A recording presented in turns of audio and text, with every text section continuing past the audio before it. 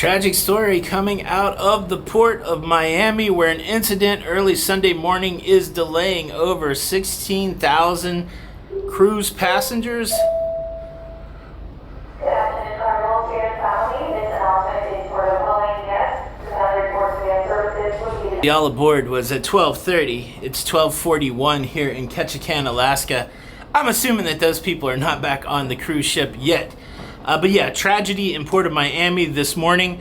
There is a town that's already got issues with cruise ships. Kind of mad because a whole bunch of cruisers snuck into their town over the last week. And let's talk a little bit about the Titan Submersible and whether it's okay to make jokes in the midst of a tragedy. Interesting topic. Cruise news and my views. Let's talk about it.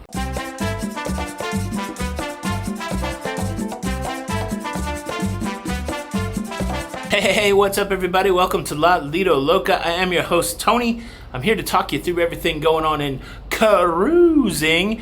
And yeah, it's been a few weeks really since I've delved into the cruise news. Been having a great time showing you my adventures on land, and I still have a lot more to show you. We've been to Juneau, we've been to Skagway, we're in Ketchikan today.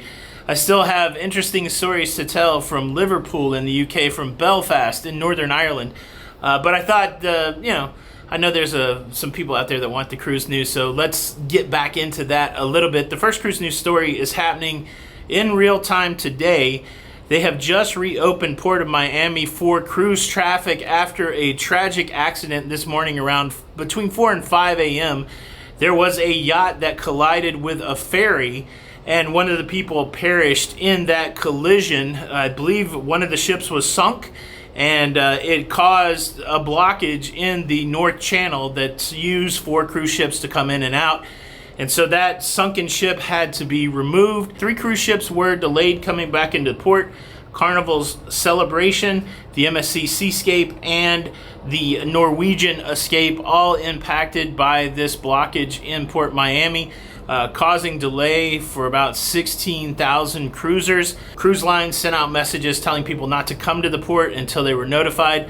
But again, as of 2:30 p.m. Eastern time, the cruise port is open again, so I'm assuming the disembarkation process and the embarkation process is in full swing.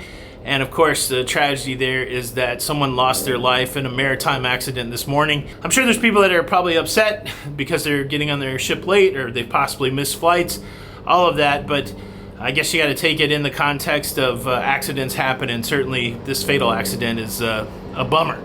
So yeah, it's a wild story. You hear closures for a lot of stuff. This is the first time I've ever heard of the channel being blocked by a sunken vessel, and yeah, it's kind of crazy. Cruise news story number 2 takes us to Bar Harbor, Maine, where the city is upset with American Cruise Line because, well, it sounds like they snuck some passengers into the town, and the town was unawares. Now, this happened on June the 15th when the American Cruise Line vessel, the Constitution, which can hold 170 passengers, the ship moored outside the harbor and used their own tender to bring cruise passengers into Bar Harbor for a day of fun and frivolity. Now, here's the thing. You're supposed to get a reservation if you're a cruise ship and you're coming to Bar Harbor. So the town council of the city, they're upset with American Cruise Line, saying that this was an unauthorized visit. It's an interesting way to get around the whole conundrum of whether or not cruise ships should make their way to Bar Harbor. These cities that don't want cruise passengers, I guess that should be honored. But now it's going to be interesting to see if the city does something specifically to American Cruise Line. I'll continue to watch this one, but a creative way, I think, to get by the cruise restrictions, but it made the town upset. What do you think about that? Well, let me pop this in real quick because I've already got done recording. I realized I forgot to say it. If you want to stay up to date with everything going on in cruising, please consider subscribing, notification bell on, that way you don't miss out on any of these episodes. Thank you in advance. Back to the show. Now, let's talk about probably the biggest story last week that I didn't talk about. It was the Titan Submersible that went missing on its visit to the wreckage of the Titanic. I've had a very Titanic year. I've been to where the wreckage is. I've been to where the Titanic was built. So anytime I hear Titanic, my ears peak up, and like everybody else last week, I was checking the news constantly following the, how much air is left, wondering, heard that there was banging noises picked up by the rescue teams. And of course, the end of that story is that there was a catastrophic event with that submersible that resulted in the death of 5 people. Now, these were very rich people, that came out, everybody paying $250,000 to make this voyage to see the wreckage of the Titanic. There's also been questions as to the validity and the soundness of the vessel, all that kind of stuff. But what was wild in that period between that ship going missing and all the details coming out about, the construction of that vessel and maybe the seaworthiness of that vessel, and the fact that, it came out that these people had passed away, there was just a litany of jokes making fun of this tragedy, which, it turned out to be a tragedy, but maybe some people don't consider it to be a tragedy. Do you feel like people like, billionaires getting killed doing billionaire things, is that tragic? I mean, to me it's tragic. It's still a loss of human life. Anything dealing with the sea that's tragic is a tragedy to me, but it was certainly memed and joked about and people, made fun of it. That's one question. Do you think that that's right, that people made fun of it while the tragedy was going on? It wasn't even a question of too soon. It was a question of like, it's going on.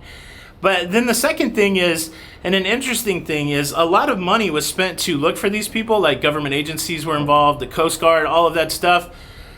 That's a really interesting question. I mean, I believe it's in their mission statement to try to rescue people at sea, but, the taxpayers, I think, essentially are paying for all of that.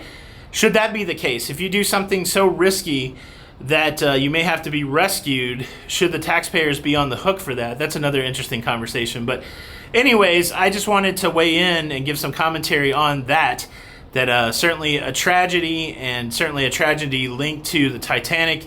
And hopefully if they continue to do this kind of stuff, they'll have, nothing's fail safe, right? They all signed away waivers saying that they could die. I was on just a very simple tour today, and I had to sign a waiver saying that, if I died, then that's on me. But what do you think? How you guys doing out there? Have you been enjoying the little travel footage I've been putting up? Have you been missing the news?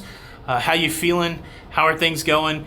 We've got one more stop on this cruise. We stop in British Columbia tomorrow night at Victoria in the evening, and then Tuesday, back to Seattle, back to SeaTac to fly home, be back in Florida on Wednesday. And then nothing on the books for us, for the next 90 days. So it's going to be interesting to take a little respite, a little time down. I very strongly doubt that I won't travel in the next 90 days. But for the first, I don't even want to put a time frame on it, but I'm hoping to stay at home a little bit.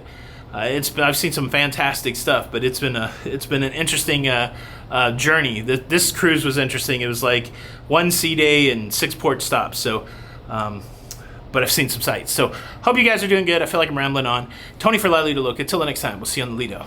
Bye.